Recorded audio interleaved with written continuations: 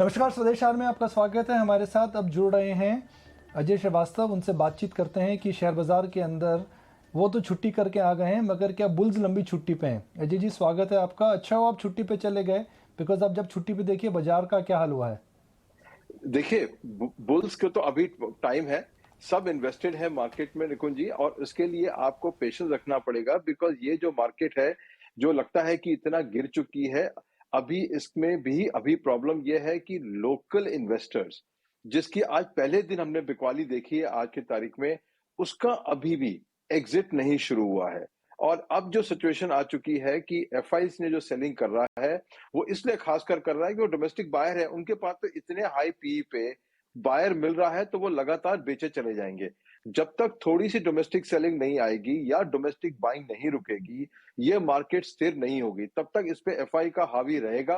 और जब तक इंडियंस खरीदते रहेंगे, वो बेचते रहेंगे, बिकॉज काफी सारे स्टॉक्स जो हैं इस पी के ऊपर में फॉरेन इन्वेस्टर डेफिनेटली निकाल देगा। को दुनिया में आज की तारीख में सबसे एक्सपेंसिव मार्केट हिंदुस्तान की है आज।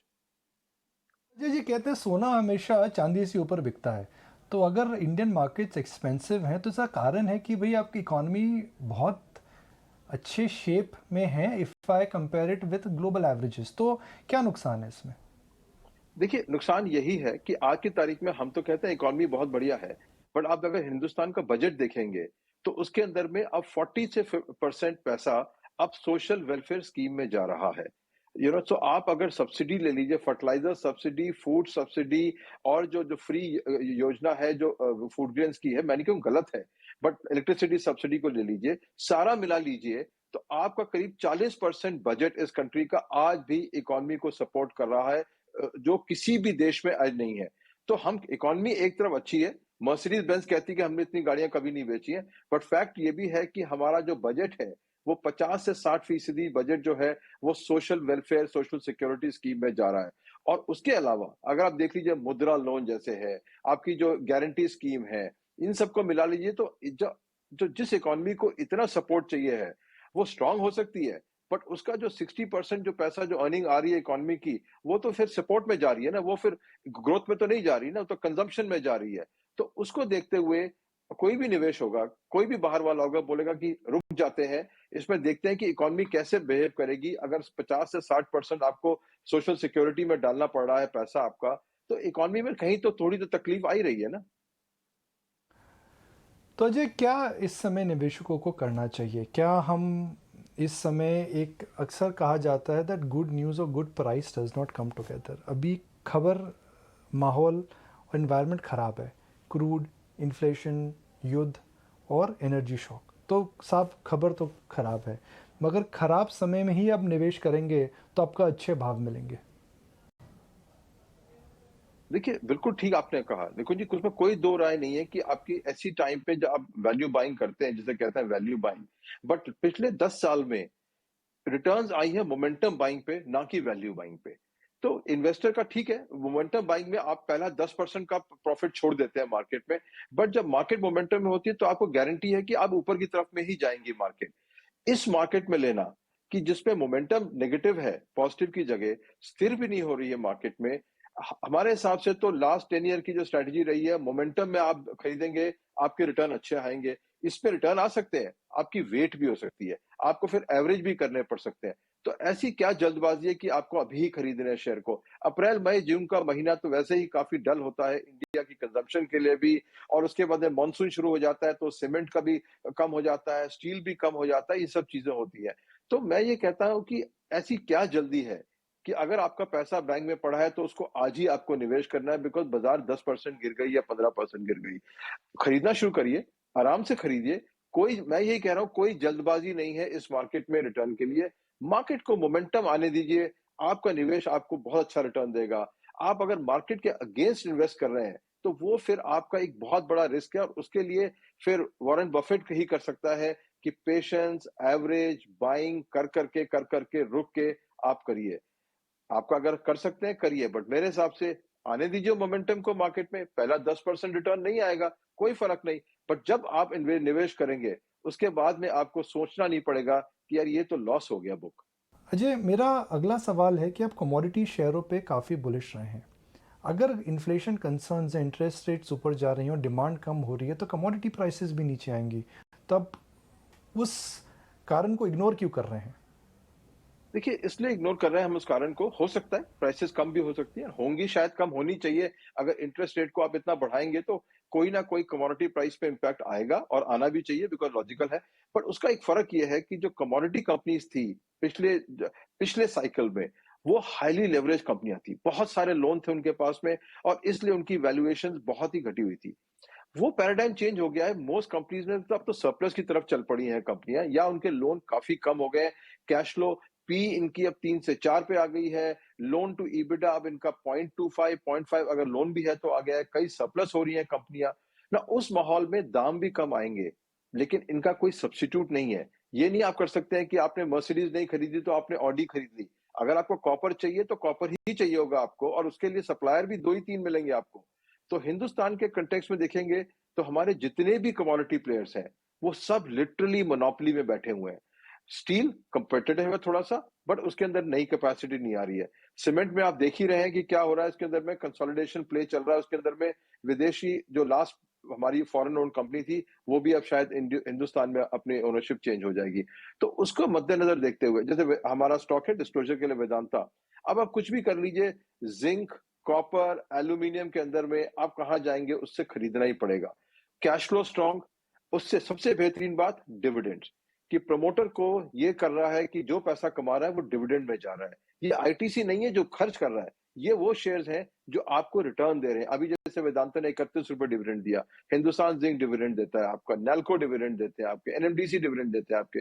तो जो शेयर आपको मोनोपोली है, स्ट्रॉन्ग कैश फ्लोज, लो डेट अब और आपको इतना डिविडेंड रिटर्न आ रही है, ठीक है रिटर्न थोड़ी कम आएगी, 3 साल लगेंगे बट ये तो पक्का है मेरे को कि इन शेयर का कोई सब्स्टिट्यूट नहीं है, ये कंपनी का कोई सब्स्टिट्यूट नहीं है। तो मेरे हिसाब से अगर आपको पैसा लगाना है, आपने लगाया सन में लगाया, पता लगा उनका तो प्लांट ही वो यूएस एफडीए सब रिजेक्ट हो गया, तो फिर आप कहाँ जाएंगे अपने शेयर को लेके?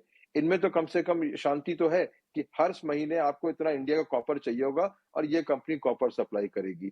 तो उसको मद्देनजर देखते हुए, आपको डिविडेंड रिटर्न देखते हुए, सेफ्टी देखते हुए, अगर पूरा मैप देखेंगे इस कंट्री का तो उसके अंदर में यही हमको लगता है बेस्ट इन्वेस्टमेंट है। बिकॉज जो हाई इंटरेस्ट रेट का जो इम्पैक्ट है वो औरों पे भी पड़ेगा, एफएमसीजी पे आप डायरेक्टली पड़ेगा, कार लोन पे पड़ेगा, हाउसिंग कंपनी पे पड़ेगा। तो नेगेटिव इफेक्ट तो सब पे पड़ेगा बट शायद ये कंपनियां हैं जो नेगेटिव इफेक्ट को भी पॉजिटिव करती है क्योंकि इनका सामान डॉलर से इंडेक्स्ड है। अगर रुपी आज 5% डिक्लाइन कर गया है तो आप समझ लीजिए इनका रियलाइजेशन 5% से बढ़ गई बिकॉज इनकी इंडेक्सिंग होती है फॉरेन डॉलर प्राइस से और उनकी कॉस्ट है इंडिया बेस्ड बिकॉज आपने खनिज तो यहाँ से खोदा, प्राइस करी आपने डॉलर से लिंक, रुपी डिप्रिशिएट कर गया, 5% खरा खरा रिटर्न आपके प्रॉफिट लॉस पे आ गया। बताइए कैसा मॉडल पसंद है आपको? नहीं। तो आप अगर सीमेंट स्टील में बुलिश हैं या वेदांता में बुलिश हैं जो एक मेटल कंपनी है, तब दूसरी कमोडिटीज पे बुलिश क्यों नहीं है? नहीं देखिए, दूसरी कमोडिटी में आपका तात्पर्य किस कमोडिटी से है? देखिए, सीमेंट खास करके। देखिए सीमेंट के अंदर में तो सबसे बड़ी बात है कि अब 4 बड़े दिग्गज प्लेयर बन गए हैं कंट्री के अंदर में। अच्छा, लास्ट उनका जो मोनोपोली उन्होंने कोशिश करी थी कार्टेलाइजेशन करने की, उसका बहुत ही भारी उनको फाइन भुगतना पड़ा जो अभी तो लिटिगेशन में चल रहा है। तो ये देखते हुए कि 4 बड़े-बड़े प्लेयर और वो चारों लगातार कैपेसिटी एक्सपैंड करते चले आ रहे हैं। हर कोई कह रहा है कि मैं डबल कर दूंगा, डालमिया भारत कह रहा है मैं डबल करूंगा, अल्ट्राटेक कह रहा है मैं भी करूंगा डबल। तो इस सिनारियो में जब 4-5 बड़े दिग्गज प्लेयर आपके एक कमोडिटी में खड़े हुए हैं जिसमें रियली कमोडिटी है सीमेंट, आप जो मर्जी कर लीजिए, और उनकी कैपेसिटी डबल होने वाली है, तो उसके उस इंडस्ट्री के अंदर में कैसे रिटर्न्स आएंगी शेयर होल्डर्स के लिए? उनके लिए अच्छा है डबल कर रहे हैं, उनका प्रॉफिट बढ़ेगा, बट शेयर होल्डर को कैसे रिटर्न आएगी एक कंपैरेटिव मार्केट में जहां पे कॉस्ट पास थ्रू बड़ा मुश्किल हो रहा है और इकोनॉमी का भी देखिए स्लगिश तो है इकोनॉमी, डेफिनेटली आपने देखा ऑफटेक कम हो गया है और पेट्रोल प्राइसेस का इम्पैक्ट आया उनके फ्रेट के ऊपर में।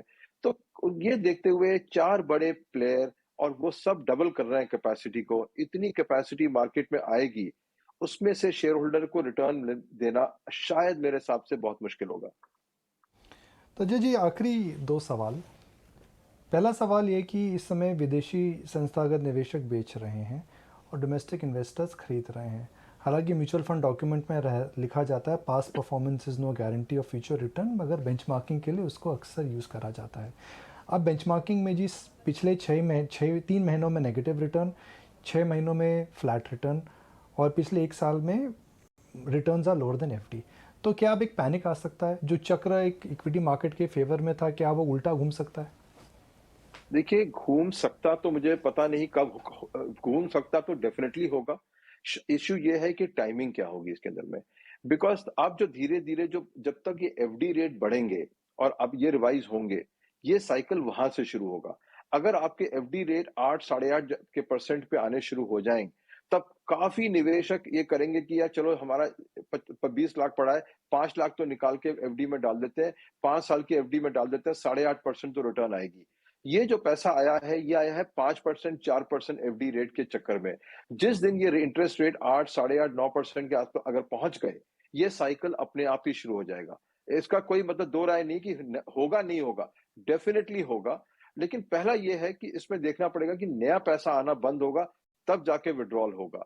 तो नजर ये रखनी है कि एसआईपीज और नया पैसा कब क्या फ्लो क्या आ रहा है, पैसा कितना आ रहा है और इंटरेस्ट रेट कितनी तेजी से बढ़ेंगे। बिकॉज अभी तक आरबीआई ने रोक के रखा हुआ है, अब देखिए थोड़ा सा खुलासा हुआ है। अब उसको अगर आप रियलिस्टिकली देखेंगे तो एनबीएफसी के ऊपर में जब तक 10 से 11% का रिटर्न जिस दिन आना शुरू हो गया, 3 साल का डिवेंचर्स और बॉन्ड्स और एफडी में एनबीएफसी में जिस दिन 10 से 11% आना शुरू हो गया, ये फ्लो निकुंज जी हमारे हिसाब से रिवर्स होके रहेगा।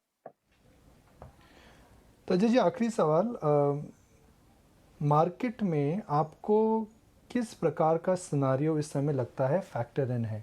जो चिंताएं आज हम डिस्कस कर रहे हैं, crude at $100 plus, interest rates going higher, energy shock जो सबको पता है, तो आपको नहीं लगता है कि शेयर बाज़ार जो एक फॉरवर्ड लुकिंग है, ये कई चिंताओं को इस समय ऑलरेडी डिस्काउंट कर चुका है? क्योंकि साहब जो आज आप और मैं बात कर रहे हैं, कई लोगों का मानना है जी market has already reacted to it yesterday. देखिए, हर एक का व्यू करेक्ट हो सकता है इस मार्केट में। मार्केट का तो मतलब ही है कि आपको कभी आप सही होंगे, कभी कोई और सही होगा निकुंज जी। बट पॉइंट इज़ कि जिस इकोनॉमी के अंदर में और जो वॉल्यूम ग्रोथ जो हमारी देख रहे हैं, किसी भी सेक्टर में देख लीजिए, वो 5% 4% या फ्लैट है। उस एनवायरनमेंट में भी हमारा इन्वेस्टर इतना शांत तरीके से टाइटन रखा हुआ है, जो उसकी पी 90 है। जो नेस्ले जो फ्लैट है, उसकी पी 50 से ऊपर पड़ी हुई है। तो मेरे हिसाब से जो सिनेरियो है वो तो ये प्रोजेक्ट कर रहा है आज की तारीख में कि बहुत जबरदस्त बॉयंसी आएगी डिमांड के अंदर में। बिकॉज अगर आपकी उम्मीद नहीं है इतनी की बॉयंसी की, तो आप इस पीई के ऊपर में आप कैसे आप निवेश रखेंगे? आप कोई भी शेयर उठा लीजिए कंज्यूमर का, सबका पी 30 40 50 से ऊपर है। अब सबसे बड़ी कंपनी, हम तो खूब उनको प्रमोट करते थे मल्टीप्लेक्स कंपनीज को, उन्होंने लॉस बनाया और कह दिया कि हम 125 स्क्रीन और खोलेंगे। अरे भैया, जो है स्क्रीन वो तो पहले प्रॉफिट में कन्वर्ट कर लो, अब 125 और खोलेंगे तो हम 125 और स्क्रीन लॉस वाले बनाएंगे, बट शेयर प्राइस बढ़ती है। उसका मतलब क्या है कि एक हमारा जो निवेशक है आज की तारीख में, रिटेल इन्वेस्टर, एचएनआई इन्वेस्टर का बड़ा क्लियर व्यू है कि इंडिया में बहुत जबरदस्त ग्रोथ आने वाली है इकोनॉमी में और डिमांड में। अगर आपकी उम्मीद है, अगर ये उम्मीद है तो ठीक है, आप खरीदिए, सिनेमा कंपनी खरीदिए जिसका लॉस हुआ है और वो कह रहा है कि मैं 125 स्क्रीन और बढ़ाऊंगा। आपका टाइटन जिसका फ्लैट रहा है बिल्कुल रिजल्ट, उसका पी है 90 का पी। तो आई थिंक इंडियन मार्केट तो आज काफी, मेरे हिसाब से निवेशक आज भी बहुत बॉयंट है फ्यूचर के बारे में। अब क्या असलियत क्या निकलेगी थर्ड क्वार्टर में, ये तो टाइम बताएगा। बट इतनी बॉयंसी शायद किसी और मार्केट में नहीं है और डिमांड तो नहीं कह रही है कि ये बॉयंसी बचेगी हमारे मार्केट के अंदर में। जी हाँ, आपने जो इस इंटरव्यू में हमारे साथ जो इंसाइट शेयर करी है उसके लिए बहुत बहुत शुक्रिया, आपका और भी। ईटी नाउ स्वदेश पे आने के लिए बहुत बहुत धन्यवाद। और अब बात करते हैं बाजार की। लगातार चौथे दिन बाजार में बिकवाली हावी रही। निफ्टी 73 अंक गिरकर 16,167 पर बंद हुआ, जबकि सेंसेक्स 276 अंक की गिरावट पर बंद हुआ। हालांकि बैंक निफ्टी में निचले स्तर से रिकवरी देखने को मिली और वो 211 अंक की तेजी के साथ हरे निशान पर बंद हुआ। बाजार में बाकी कैसा रहा हालचाल, इसके लिए चलते हैं अपनी सहयोगी प्रियंका उपल आनंद के पास। देखिए, आज मार्केट्स में पहले आपने शुरुआत तो ओपनिंग में तो पॉजिटिविटी के साथ की थी। एक वक्त पे लग रहा था शायद 16,400 तरफ वी वर हेडेड, लेकिन उसके बाद एक सेलिंग प्रेशर आया बाजार में, वो बाइंग कॉन्फिडेंस ही नहीं था, जिसके चलते हमने देखा कि बाजार पर दिन भर प्रेशर हावी रहा और 16,200 के भी नीचे आप क्लोज हुए हैं। निफ्टी पर आप देखें तो 16,200 के पास की क्लोजिंग के साथ एंटिसिपेशन थी, लेकिन फिलहाल 16,000 अब बड़ा एक सपोर्ट होगा जिसे बाजार को ज़रूर बचा कर रखना है before getting into a bear zone. आज क्लियरली कुछ पॉकेट्स थी जहां पर आपको बाइंग सिग्नल स्ट्रेंथ सस्टेन दिन भर से रहे। उसमें एक बड़ा सेगमेंट था गैस काउंटर्स। जितनी भी सिटी गैस डिस्ट्रीब्यूशन कंपनियां हैं उनके लिए यूनिफॉर्म गैस प्राइसिंग होंगे, उसके चलते हमने देखा सारे काउंटर्स में एक बाइंग का बाउट रहा। उसके अलावा केमिकल, फर्टिलाइजर, एग्री, ये थीम बाजार पर हावी रही जहां पर आपने लॉन्ग्स बनते हुए देखे। लेकिन उसके अलावा आपको आईटी फिर से आज वीक दिखाई दिया। एक टेक्निकल बाउंस बैक कल आया था, एंटिसिपेशन थी कि शायद हम मिड कैप और स्मॉल कैप आईटी में भी बाइंग देखने को मिली, लेकिन उस तरह की कोई रिलीफ यहाँ नहीं देखी। इनफैक्ट वहाँ पर भी पिटाई हुई। रिलायंस ड्रैगर था। ऑयल पैक में हालांकि आपको ओएनजीसी और कुछ सिलेक्टेड काउंटर्स में तेज़ी देखने को मिली, लेकिन पावर स्पेस पे भी आपको आज एक प्रॉफिट बुकिंग दिखी। एंटिसिपेट किया जा रहा है कि अब शायद थोड़ी सी पावर की डिमांड कम होगी, जिसकी वजह से हमने वहाँ पर भी ड्रैगर्स देखे। लेकिन आप अगर बैंकिंग स्पेस की बात करें तो बैंक्स ने पूरा कंट्रीब्यूट करने की कोशिश की, रिजिलेंट होने की कोशिश की, और वो भी प्राइवेट सेक्टर बैंक से। पीएसयू स्पेस से कहीं से सहारा नहीं था, लेकिन प्राइवेट सेक्टर बैंक्स हो, चाहे वो एक्सिस हो, आईसीआईसीआई हो या फिर एचडीएफसी बैंक हो, वहाँ पर आपको फिर भी थोड़े बहुत सस्टेन करते हुए दिखाई दिए बाइंग के बाउट्स। लेकिन बहुत ज़्यादा बड़ी सपोर्ट नहीं दे पाया, लेकिन एटलीस्ट बैंक निफ्टी हरे निशान में क्लोज ज़रूर हुआ है। और आप एचडीएफसी बैंक को भी देखेंगे, वो भी हरे निशान में क्लोज हुआ। कोटक बैंक ने भी अपनी स्ट्रेंथ यहाँ दिखाई, उसको बनाए रखा। कुछ और काउंटर्स जहाँ पर आपने क्लियरली हावी देखा, लूजिंग साइड पर रहे आपको बजाज ट्विंस, दोनों ही एलएनटी के रिजल्ट्स हैं, वहाँ पर आपको लॉसेस दिखे। एनटीपीसी जैसे से अभी शेयर की पावर स्पेस में थोड़े से यहाँ पर आज प्रॉफिट बुक्स होते हुए दिखाई दिए, आपको एनटीपीसी भी उसी तरफ दिखाई दिया। और मिड कैप लूजर्स में आपको जेएसडब्ल्यू एनर्जी, सीईएससी, यहाँ पर भी आपको ड्रैगर्स देखने को मिले। इंडिया बुल्स हाउसिंग, वहाँ पर रिजल्ट से पहले आज एक बड़ा डेंट देखने को मिला। और एफएनओ में आपको क्लियरली केमिकल स्पेस और गैस डिस्ट्रीब्यूशन काउंटर्स, वहाँ पर आपको बाइंग आउट देखने को मिला। अगर भारतीय बाजारों का हाल बुरा है तो अमेरिकी बाजार में भी कुछ सीन अलग नहीं है। अमेरिका में महंगाई दर ने पिछले 40 साल का रिकॉर्ड तोड़ दिया है। आज जारी हुए आंकड़ों के मुताबिक अप्रैल महीने में रिटेल महंगाई दर 8.3% पर पहुंच गई, और इसका भारतीय इकोनॉमी पर, बाजार पर क्या असर होगा, इस पर बात करने के लिए हमारे साथ हैं मैनहट्टन वेंचर पार्टनर्स के पार्टनर संतोष राव। संतोष जी, बहुत बहुत शुक्रिया आपका 18 आवर्स स्वदेश से जुड़ने के लिए। मुझे सबसे पहली बात और सीधी सी बात जाननी है कि यूएस में महंगाई ने सारे रिकॉर्ड तोड़ दिए, 40 साल का रिकॉर्ड तोड़ दिया, इसका भारतीय इकोनॉमी पर कैसा असर पड़ेगा? हाँ, देखिए, there be knock on effect तो होगा ही, क्योंकि जैसे इन्फ्लेशन है तो इंटरेस्ट रेट्स भी बढ़ने वाले हैं। द फेड ऑलरेडी बता चुकी है कि इंटरेस्ट रेट्स बढ़ाने वाली है, तो डॉलर भी स्ट्रांग होने वाला है।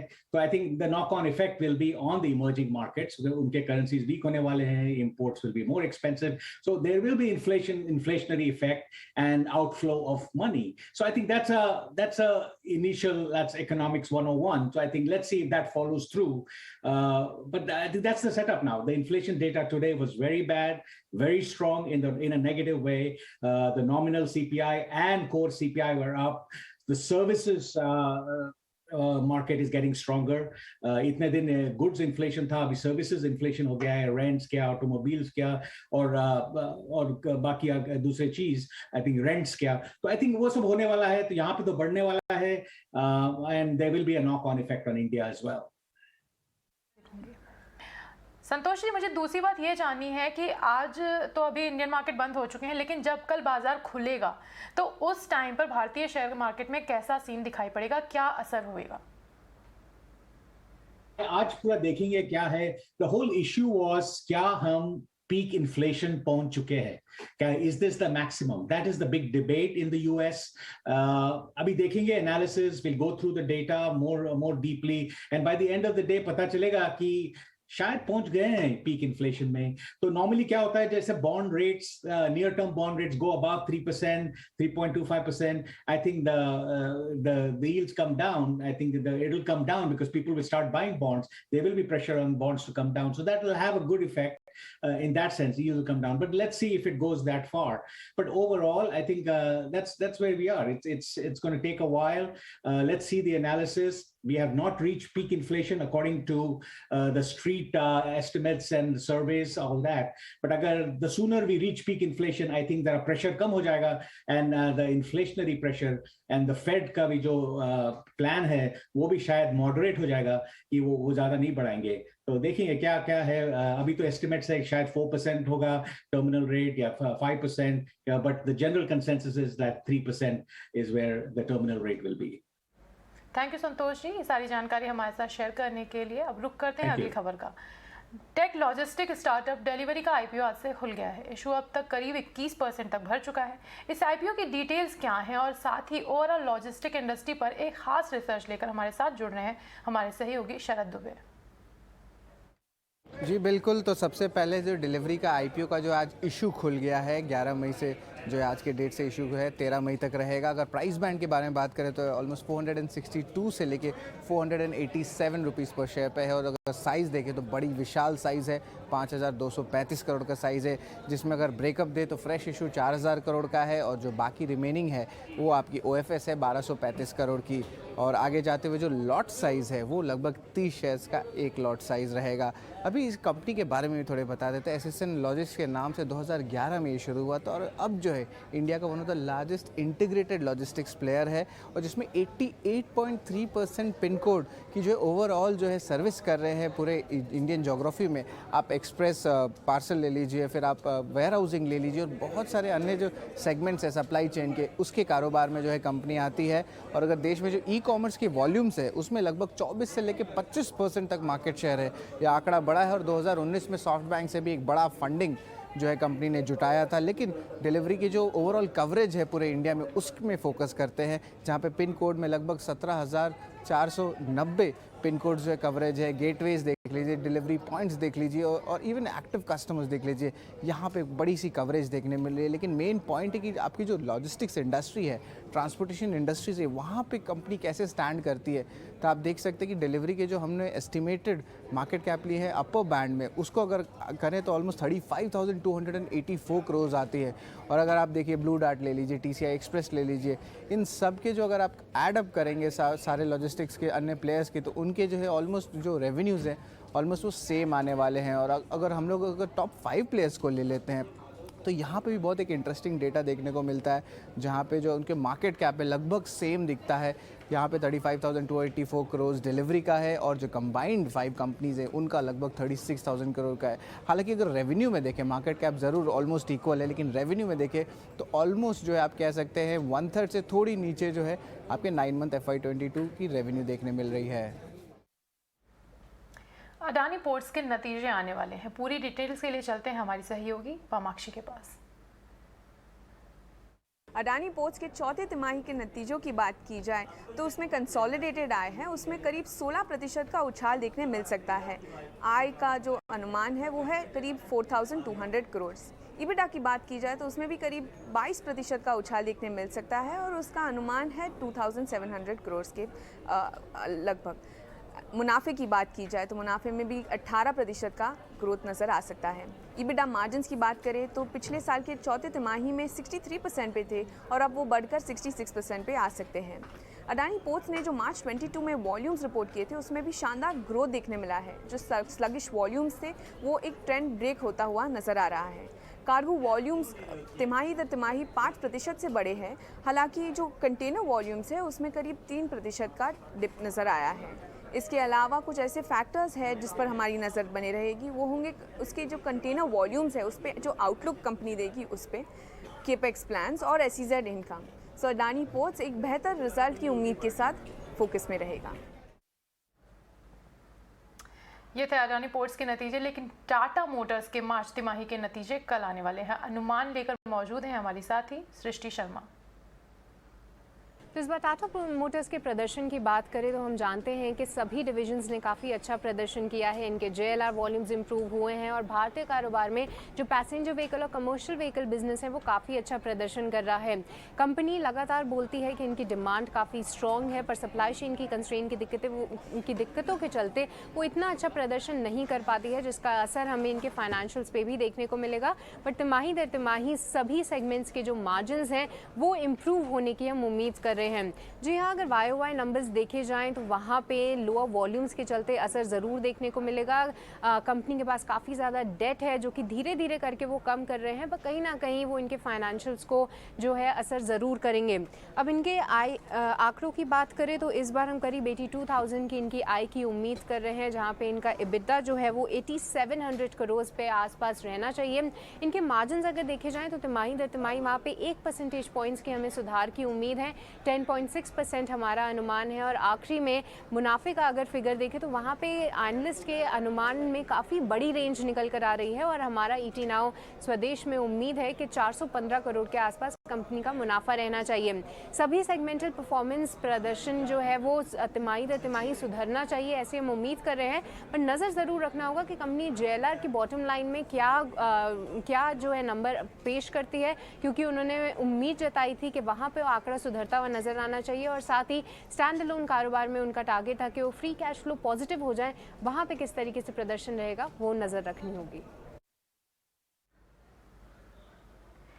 L&T कंपनी भी अपने नतीजे पेश करने वाली है। कैसे रहेंगे कंपनी के नतीजे, क्या है नतीजों को लेकर उम्मीद, बता रहे हैं हमारे साथ ही शरद दुबे।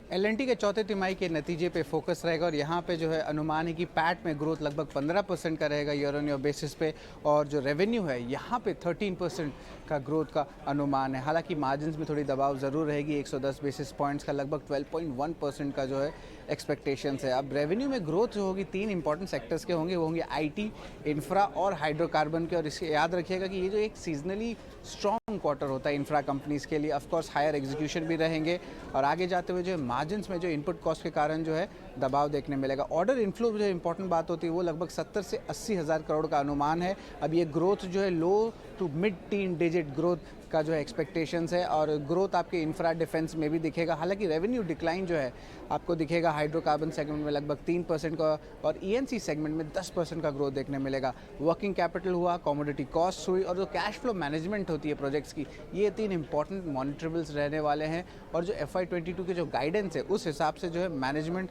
लास्ट टाइम कहा था कि वो पॉजिटिव हैं डील पाइपलाइन को लेके। हालांकि जो टाइमलाइन की कंसर्न्स हैं, जिस तरह कंप्लीट होती है प्रोजेक्ट्स, उस पर जो है ध्यान रहेगा।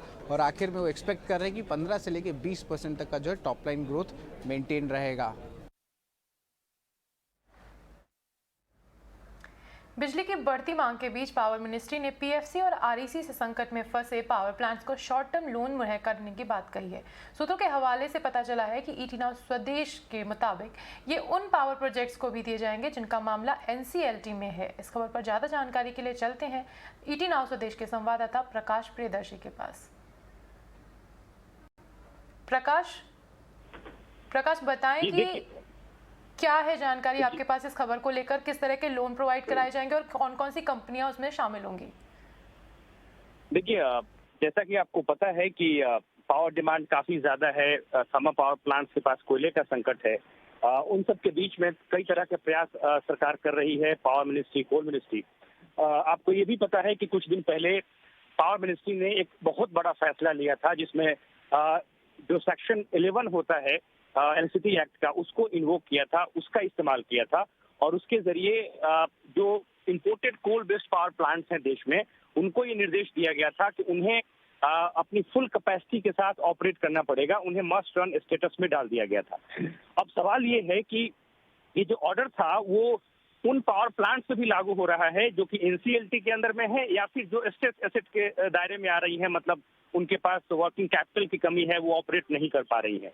तो अब दिक्कत ये आ रही थी कि सेक्शन 11 आपने इन्वोक कर दिया और आप ये कह रहे हैं कि मस्ट रन स्टेटस के अंदर आपको फुल कैपेसिटी से ऑपरेट करना है। वो पावर प्लांट्स क्या करेंगे जो कि NCLT के दायरे में है या फिर जिनके पास पैसे नहीं है। अब ये समस्या फिर से पावर मिनिस्ट्री के पास आई, इस मसले पर फिर से एक चर्चा की गई और अब ये निर्देश दिया है पावर मिनिस्ट्री ने REC और PFC जो सरकारी कंपनी है कि इन पावर प्लांट्स को, यानी कि वो पावर प्लांट जो कि स्टेट एसेट्स है या फिर NCLT के अंदर में है और वो imported coal based power plant है, मतलब उसके लिए कोयला आयात करना जरूरी है, उन्हें 6 महीने के लिए शॉर्ट टर्म लोन दिया जाए। और इस पैसे का इस्तेमाल ये पावर प्लांट जो है कोयला खरीदने में करेंगे और फिर उस कोयले से जो है इन पावर प्लांट्स को ऑपरेट किया जाएगा और ज्यादा से ज्यादा जो इलेक्ट्रिसिटी है वो जनरेट की जाएगी। ये निर्देश जो है ऊर्जा मंत्रालय ने दिया है। इसका मकसद ये है कि ज्यादा से ज्यादा पावर जनरेट हो और इस वक्त जो पावर शॉर्टेज की सिचुएशन देश भर में देखी जा रही है उसको कम करने में मदद मिल सके। थैंक यू प्रकाश, ये सारी जानकारी हमारे साथ शेयर करने के लिए। आप इस खबर पर नजर बनाए रखिएगा।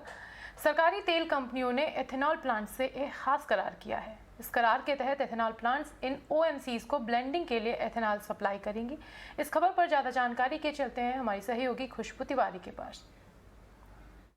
पेट्रोल में इथेनॉल की जो ब्लेंडिंग को लेकर लक्ष्य तय किए हैं सरकार ने, उसमें एक बड़ा पुश मिला है। आज जितने भी ऑयल मार्केटिंग कंपनियां हैं जैसे BPCL, IOC और HPCL, इन्होंने एक long term purchase agreement sign किया है, जिसके तहत जो नए इथेनॉल ब्लेंड के प्लांट्स आ रहे हैं उनके साथ ये करार किया गया है। इन्हीं के साथ ये LTP का करार किया गया है। दरअसल E20 जिसे कहा जाता है, यानी सरकार का जो इथेनॉल ब्लेंडिंग का जो टारगेट है 2025 तक एडवांस कर दिया गया है, उसे 20% ब्लेंडिंग करनी है पेट्रोल में, और इसी के लिए ये नई स्कीम, ये नया एग्रीमेंट किया गया है। एग्रीमेंट में 3 बैंक भी शामिल हैं, SBI, IOC और साथ ही साथ इंडियन बैंक भी एग्रीमेंट के अंदर शामिल है।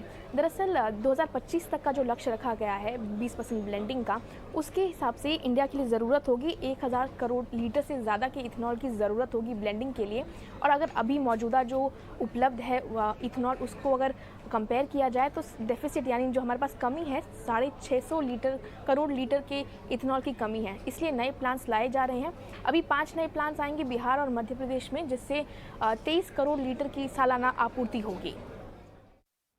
बात करते हैं एक्सिस म्यूचुअल फंड्स की। एक्सिस म्यूचुअल फंड में 2 फंड मैनेजर्स की तरफ से की गई गड़बड़ी का एक्सटर्नल ऑडिट अब डेलॉयट कर रहा है। इस महीने के आखिर तक ऑडिट का काम पूरा हो सकता है। लेकिन इस खबर पर और ज़्यादा जानकारी के साथ जुड़ रहे हैं हमारे सहयोगी अंकुर मिश्रा। जी हाँ, axis mutual fund third party audit करा रहा है और हमें सूत्रों से पता चला है कि जो एक्सटर्नल ऑडिट है वो डिलॉयट करने वाला है।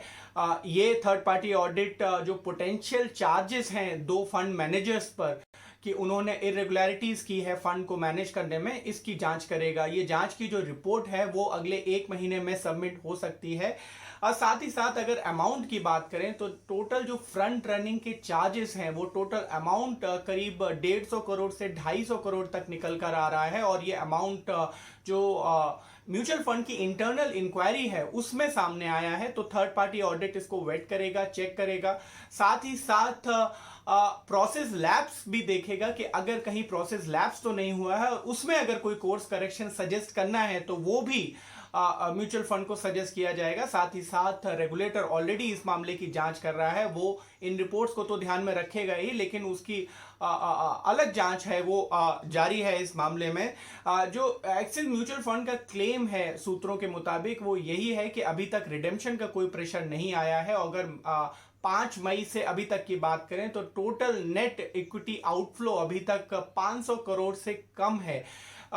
आपको याद होगा चंद्रेश निगम ने एक लेटर भी लिखा था इन्वेस्टर्स को ये बताने के लिए कि कोई भी अगर एक्शन जरूरी होगा म्यूचुअल फंड की तरफ से तो वो लिया जाएगा। सिटी गैस डिस्ट्रीब्यूशन कंपनियों से जुड़ी ET नाउ स्वदेश की खबर पर मुहर लग गई है। सभी CGD कंपनियों को एक समान बेस प्राइस पर गैस मिलेगी। डिटेल्स के साथ जुड़ रहे हैं हमारे सहयोगी प्रकाश प्रियदर्शी।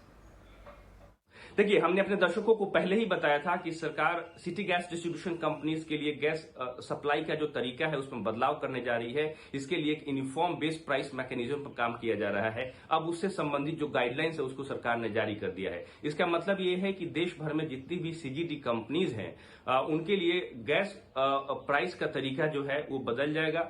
अब सभी कंपनियों को एक ही बेस प्राइस पर गैस की सप्लाई की जाएगी।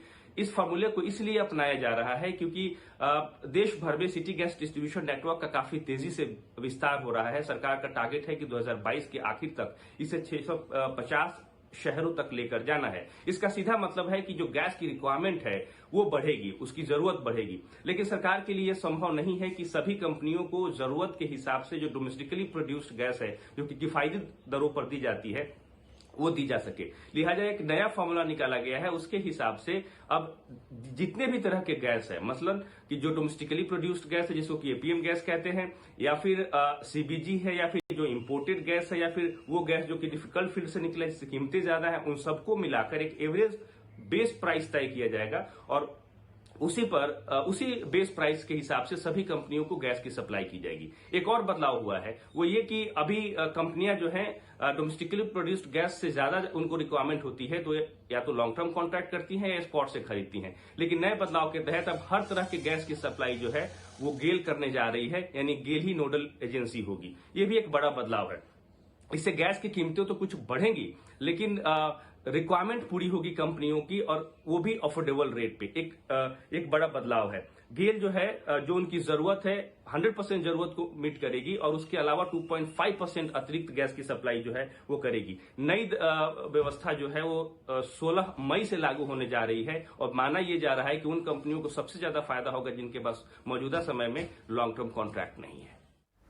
पिछले 3 से 4 महीनों में कई पायलट और क्रू मेंबर्स नशे में पाए गए। अल्कोहलिक टेस्ट में वो फेल हो चुके हैं। इसके बाद डीजीसीए ने अब उन पर एक जबरदस्त एक्शन लिया है। क्या एक्शन लिया है, इसी पर पेश है हमारा स्वदेश विशेष।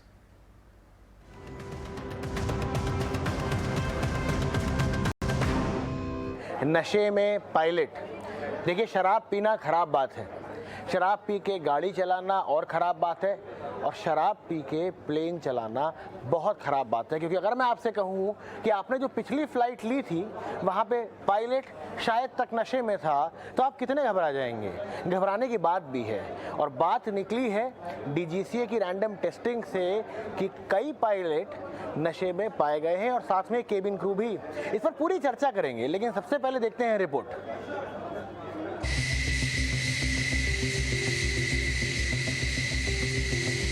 सभी यात्री ध्यान दें, विमान अब उड़ने वाला है।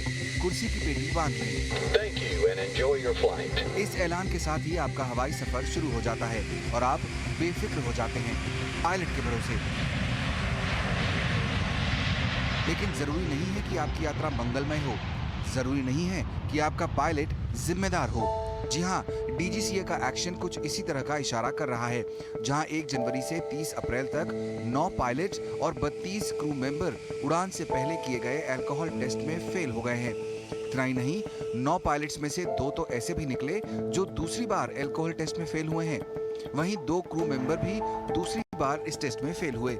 इनको अब 3 साल के लिए सस्पेंड कर दिया गया है, जबकि बाकी को 3 महीने के लिए सस्पेंड किया गया है। डीजीसीए के मुताबिक इंडिगो के 4 पायलट और चालक दल के 10 सदस्य, गो फर्स्ट का 1 पायलट और चालक दल के 5 सदस्य, स्पाइस जेट का 1 पायलट और चालक दल के 6 सदस्य, एयर इंडिया एक्सप्रेस का 1 पायलट और एयर एशिया के चालक दल के 4 सदस्य अल्कोहल जांच में विफल रहे। विस्तारा का 1 पायलट और चालक दल के 2 सदस्य, अलायंस एयर का 1 पायलट और एयर इंडिया के चालक दल के 1 सदस्य भी जांच में विफल रहे। ये हाल तब है जब इन क्रू मेंबर्स और पायलट्स का रैंडम टेस्ट होता है, वो भी कभी कभार, जिसको लेकर डीजीसीए ने पिछले महीने भी चिंता जताई थी और कहा था कि एयरलाइंस को ये सुनिश्चित करना चाहिए कि उनके पायलट और चालक दल के सदस्यों में से 50% का अल्कोहल टेस्ट हो। मगर उसके बाद भी टेस्टिंग फीकी ही रही। बता दें कि कोविड से पहले सभी सदस्यों को उड़ान से पहले अल्कोहल टेस्ट से गुजरना पड़ता था, लेकिन कोविड के बाद ये जांच कुछ महीनों के लिए स्थगित कर दी गई थी और अब चालक दल के रैंडम तरीके से कभी-कभी ये जांच होती है। ईटी नाउ स्वदेश। चलिए, इस पर और बातचीत करेंगे। हमारे साथ मौजूद हैं जितेंद्र भार्गव, जो कि फॉर्मर ईडी हैं एयर इंडिया के, सरोज दरमानिया, जो कि एविएशन लॉयर हैं, और हमारे अपने समीर दीक्षित, जो कि हमारे संवाददाता हैं और लगातार हमारे साथ जुड़ते हैं नई नई खबरों को लेकर। समीर, आपके पास आना चाहूँगा। कल हम बात कर रहे थे सड़क पे चलने वाली गाड़ियों की और ड्राइवरों की, आज हम थोड़ा हवा में आ गए हैं। आज हम बात कर रहे हैं पायलट्स की, और उन पायलट्स की जिनकी टेस्टिंग पॉजिटिव पाई गई है। क्या कहानी है? ये डीजीसीए की टेस्टिंग हुई थी या जो रैंडम टेस्टिंग होती है वहाँ पे पकड़े गए? कहानी बताइए जरा हमें।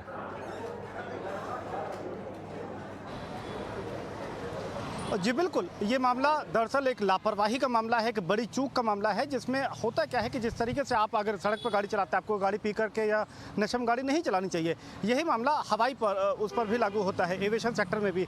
और इसको बोलते हैं कि जो भी कैबिन क्रू या पायलट जो फ्लाइट ऑपरेट करते हैं, उनका ब्रेथ एनालाइजर टेस्ट होता है। उनका इस बात का टेस्ट होता है कि क्या वो किसी नशे में तो नहीं है या उनका अल्कोहल सेवन तो उन्होंने नहीं किया है। तो इसको ब्रेथ एनालाइजर टेस्ट बोलते हैं। इसकी समय समय पर जाँच होती रहती है। जो तमाम तमाम पायलट्स या कैबिन क्रू हैं। लेकिन चौंकाने वाली बात ये सामने आई है कि पिछले 4 महीने में, जनवरी के बाद से जो 4 महीने हैं उसमें DGCA ने पाया कि 9 पायलट ऐसे हैं जो ब्रेथ एनालाइजर टेस्ट में फेल रहे, यानी कि वो नशे की हालत में थे।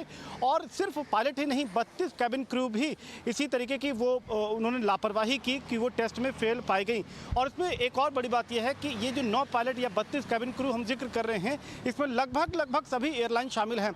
आंकड़ों का अगर हम ब्रेकअप देखें तो इंडिगो एयरलाइन के सबसे ज़्यादा 4 पायलट वो ब्रेथ एनालाइजर टेस्ट में पिछले 4 महीने में फेल पाए गए और 10 कैबिन क्रू इंडिगो के वो इस ब्रेथ एनालाइजर टेस्ट में वो फेल पाए गए। गो फर्स्ट एयरलाइन के 1 पायलट जबकि 5 कैबिन क्रू, स्पाइसजेट एयरलाइन का 1 पायलट और 6 cabin crew, air India express के 1 पायलट, एयर एशिया इंडिया के 4 कैबिन क्रू और विस्तारा एयरलाइन के भी 1 पायलट और 2 कैबिन क्रू इस टेस्ट में। ये बहुत अहम टेस्ट जो कि इस बात की जांच करता है कि बिल्कुल सही मनोस्थिति में फिजिकली फिट आप फ्लाइट ऑपरेट करें।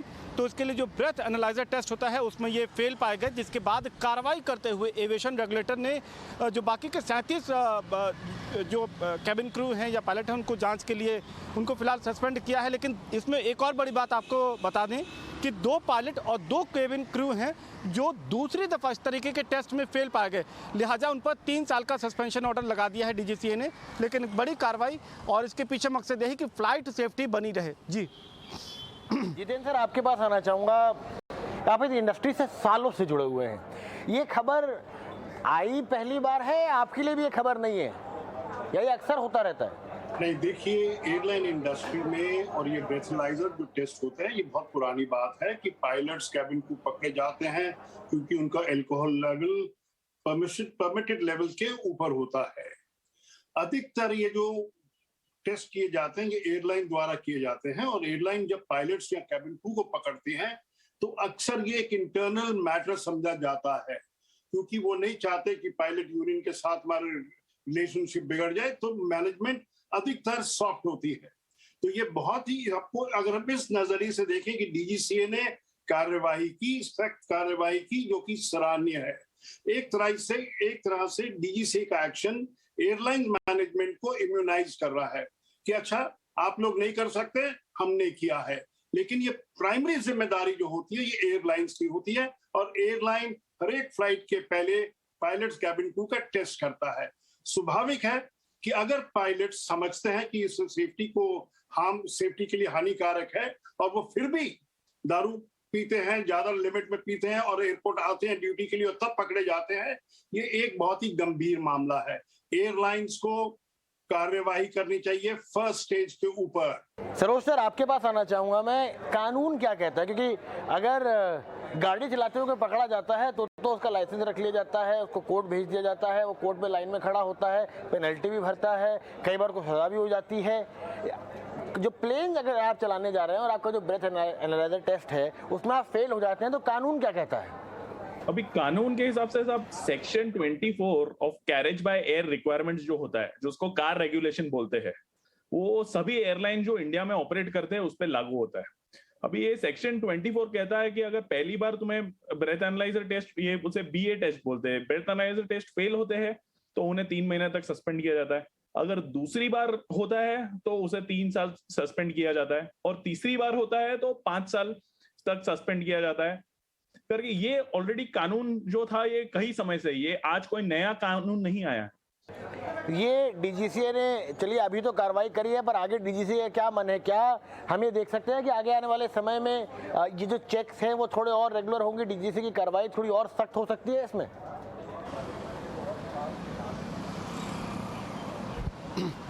जी बिल्कुल, इस तरीके के मामले में एक बड़ी जिम्मेदारी एयरलाइंस की होती है कि वो जो नियम हैं उसके मुताबिक वो उसका पालन करें और ये सुनिश्चित करें कि वो जो फ्लायर्स हैं, जो हवाई मुसाफिर हैं, उनके पास ये संदेश जाए कि उनकी वो जिस फ्लाइट में बैठे हैं, वो जिस एयरलाइन को चुन रहे हैं वो सबसे सुरक्षित है। और नियम भी यही कहता है कि जो कोविड काल के बाद में, जैसा कि अभी नियमों को लेकर के बात हो रही थी, ये कहा भी गया था कि एयरलाइंस ये सुनिश्चित करेंगे कि 50% वो कम से कम उनके पायलट हैं या कैबिन क्रू हैं उनका ब्रेथ एनालाइजर टेस्ट करेंगे ताकि ये इस बात को सुनिश्चित किया जाए और ये रैंडम सैंपलिंग भी की जा सकती है कि वो जो भी एयरलाइन वो ऑपरेट कर रहे हैं वो पूरी तरीके से सुरक्षित है।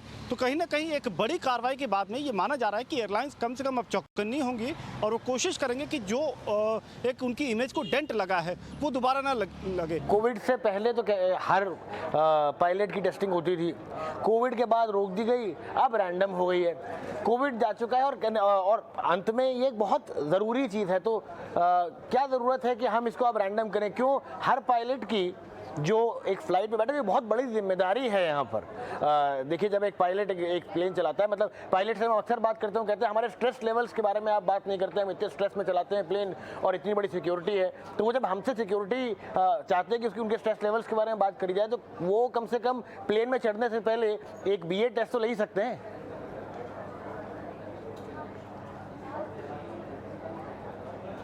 जितेंद्र सर, आपके लिए सवाल था ये।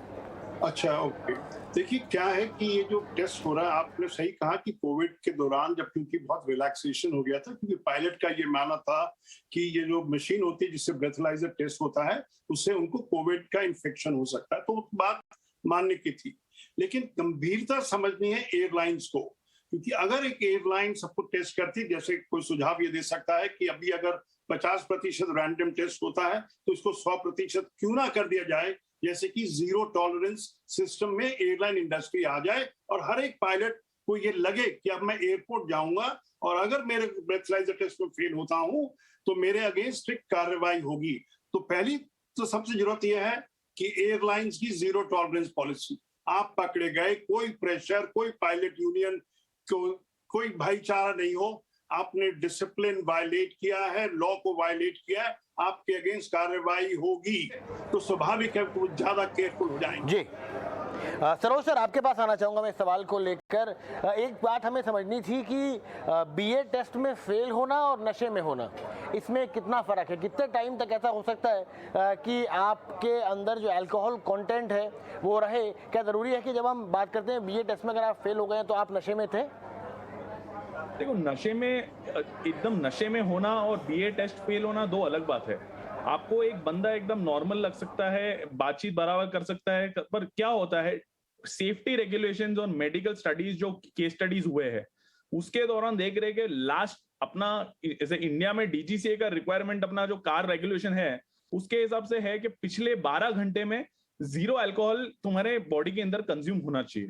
और ऑफकोर्स जब BA टेस्ट होता है, BA टेस्ट में एक नंबर दिखता है कि कितना नंबर ऑफ अल्कोहल कंटेंट है। ऑफकोर्स उसको आज के और में अपने लॉ के हिसाब से कितना कंटेंट ज्यादा था कम था वो DGCA नहीं देखता है। बेसिकली DGCA देख रहा है कि जीरो टॉलरेंस पॉलिसी है, कि बिल्कुल थोड़ा भी नशा है या थोड़ा भी अल्कोहल पिया हुआ है तो वो बंदा ऑफकोर्स टेस्ट फेल हो जाता है। उसके बाद क्या होता है, ऑफकोर्स मौका दिया जाता है पायलट्स को, उसके बाद 20-25 मिनट के बाद फिर से एक और टेस्ट ली जाती है। अगर कोई पहली टेस्ट फेल हुआ है तो उसे वही सेम मशीन पे भी ली जाती है और एक और अलग मशीन पे भी ली जाती है। पायलट्स को मौका भी दिया, दूसरी बार भी सेम टाइम पे मौका दिया जाता है। अगर वो भी फेल होते हैं तब जाके DGCA उनके आगे एक्शन लेता है, तब कार्रवाई करता है। एक लेमैन की तरह से अगर मैं सोचूं तो मुझे ऐसा लगता है कि अगर आप ब्रेथ एनालाइजर टेस्ट में फेल हो जाते हैं और आप नहीं पकड़े जाते हैं, अगर आप शराब पी के, तो जो कॉन्सिक्वेंसेज हैं इसके वो बहुत भारी हैं। आपसे अगर एक भूल हो जाती है, एक चूक हो जाती है, आप you are risking a lot of life here. उसके सामने क्या 3 महीने का सजा? क्योंकि देखिए रिपीट ऑफेंडर्स हैं, ये तो हमें इसी उसमें मालूम पड़ गया। क्या ये रिपीट ऑफेंडर है भी इसलिए 3 महीने की बात है? क्या इसकी थोड़ी और कड़ी सजा नहीं होनी चाहिए जब आप 200-300 लोग लेके जा रहे हैं और आप उनकी सेफ्टी के साथ कहीं ना कहीं खिलवाड़ है? नहीं, जरूरी बात है कि ये सेफ्टी रिस्क करते हैं, इसीलिए इसके लिए नियम बनाए गए हैं और इसीलिए उनका ब्रेथलाइजर टेस्ट एयरपोर्ट भी किया जाता है। लेकिन ये कहना, मैं एक स्पष्टीकरण देना चाहूंगा एयरलाइन इंडस्ट्री की तरफ से कि इसका अगर कोई पकड़ा जाता है ब्रेथलाइजर में, इसका ये मतलब नहीं होता कि वो बहुत नशे में है। ये बड़े स्ट्रिक्ट पैरामीटर्स ले डाउन किए गए हैं कि आपके ब्रेथ में अगर थोड़ा भी अल्कोहल आता है जिससे कि सामान्य रूप में आपकी ना चाल ढाल डिसीजन मेकिंग में कोई प्रभाव नहीं होगा, तब भी उनको फ्लाई नहीं किया जाता, which is because it is good to err on the side of caution as they say. तो ये आवश्यक है। लेकिन एयरलाइंस, जब DGCA ने ये सख्त कार्यवाही की है, क्योंकि इसके परिणाम क्या होते हैं आप समझने की कोशिश कीजिए। जब आपका एक पायलट जो कि आपके रोल्स पे है और फ्लाइट ऑपरेट करता है, उसको ग्राउंड कर दिया जाता है, उसको सस्पेंड कर दिया जाता है, तो आपको पायलट्स की शॉर्टेज हो जाती है। अगर खासकर अगर वो कमांडर हो और ट्रेनर भी साथ में हो तो बहुत ही गंभीर परिणाम होते हैं। प्रत्येक एयरलाइन पूरा ध्यान रखती है कि हमारी सेफ्टी के ऊपर कोई आंच ना आए। सरोज सर, आपसे सवाल लेता हूं मैं, ये कैरी फॉरवर्ड ये जो मैंने जितेंद्र सर से पूछा था, इसका अब जो आगे जो कानून है, क्या आपको लगता है स्पेशली जो रिपीट ऑफेंडर्स हैं उन पे कानून और सख्त होना चाहिए? क्योंकि चलिए एक बार तो जैसे आपने कहा कि भाई आपको नहीं पता था, हो सकता है कि आपने 12 घंटे पहले, 13 घंटे पहले, 14 घंटे पहले ड्रिंक किया हो, लेकिन अभी तक आप हैं ठीक, लेकिन आप मिसलीड कर गए, आपको आइडिया नहीं आया कि इतने घंटे पहले तक भी अल्कोहल कंटेंट आपकी बॉडी में रह सकता है। लेकिन वो हमारे यहाँ तो कहते हैं कि दूध का चला छाछ भी फूक फूक के पीता है, यहाँ तो ये शराब भी दूसरी बार पी जा रही है। नहीं, ऑफ कोर्स डीजीसीए ने जो कानून है, ये जो कानून, ये कार के भी जो कानून बने हुए हैं वो काफी जूने कानून है, इन्हें थोड़ा अमेंड करना चाहिए सख्ती के तौर पे। ऑफ कोर्स सस्पेंशन, जैसे अपना फेलो पैनलिस्ट ने भी कहा था कि भाई हमारे पास इंडिया में दिक्कत ये है कि पायलट की बड़ी शॉर्टेज है, तो ज्यादा पायलट्स ऑफ कोर्स सस्पेंड होए, वो भी डीजीसीए को एक पॉइंट ऑफ व्यू से देखना पड़ेगा कि भाई उतने ट्रेंड अवेलेबल पायलट्स अवेलेबल है जो फ्लाइट्स ऑपरेट कर सकते हैं। ऑफ कोर्स पर अल्कोहल पी के चलाना फ्लाइट ये गलत बात है, ये ऑफ कोर्स डीजीसीए को भी पता है, डीजीसीए इसके लिए इसको सख्ती से ये कानून को लागू कर रहा है। ऑफ कोर्स इसके साथ साथ ये देखा जा रहा है कि वो एक सस्पेंशन होता है। दूसरा, इसके अलावा डीजीसीए एक अच्छी चीज कर सकती है कि इन पे कोई फाइनेंशियल पेनल्टी या फाइन या कुछ भी ऐड करे सस्पेंशन के साथ। जितेंद्र सर और समीर, बहुत बहुत शुक्रिया हमारे साथ जुड़ने के लिए और हमें इस पूरी मामले में और ज्यादा जानकारी देने के लिए।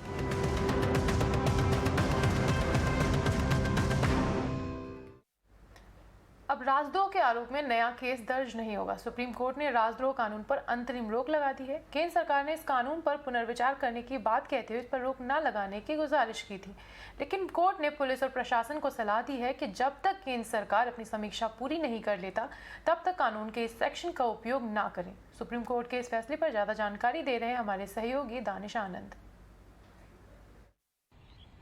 देखिए, एक हिस्टोरिक मूव में आज सुप्रीम कोर्ट ने सेडिशन लॉ यानी कि सेक्शन 124A जो आईपीसी का है उसको होल्ड पर डाल दिया है अगले आदेश तक।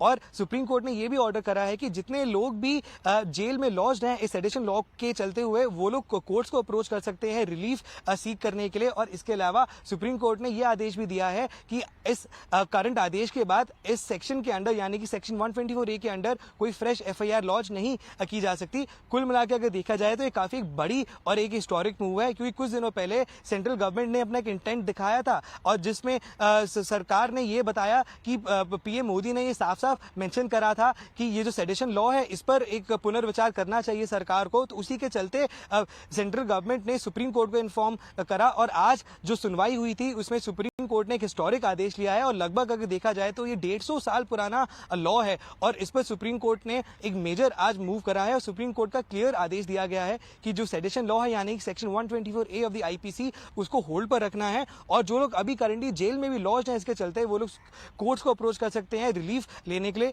तो अब ये एक्सपेक्टेड है कि जुलाई तक सरकार इस लॉ को वापस रिकंसिडर करेगी या कुछ ट्वीक करके वो सुप्रीम कोर्ट को वापस अप्रोच करेगी। तो कुल मिलाकर अगर देखा जाए तो जुलाई के मिड में या उसके बाद हम एक्सपेक्ट कर सकते हैं कि इस सेडिशन लॉ पर एक फ्रेश सुनवाई होगी और तब जाकर हमको पता लगेगा कि ये जो लॉ है उसके चलते सेंट्रल गवर्नमेंट क्या करने वाली है।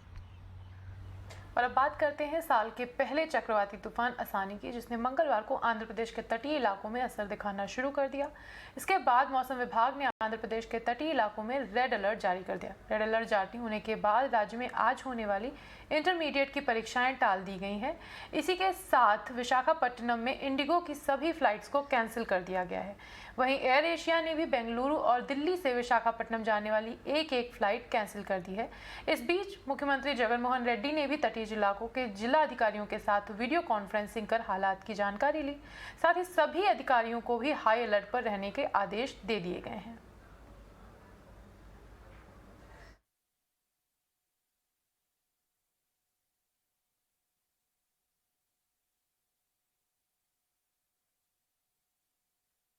बुलेटिन में फिलहाल इतना ही। बाकी मुझे दीजिए इजाजत और खबरों के लिए जुड़े रहिए ET नाउ स्वदेश के साथ।